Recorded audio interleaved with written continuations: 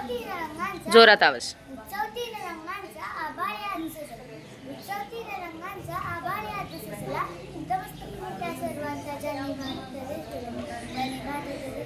नमस्कार, माझे नाव श्रीनिका पांडुरंग यादव. मी आता तिसरीची मी तुम्हाला स्वातंत्र्य दिनाविषयी 4 शब्द सांगणार आहे. ते तुम्ही अशी माहिती.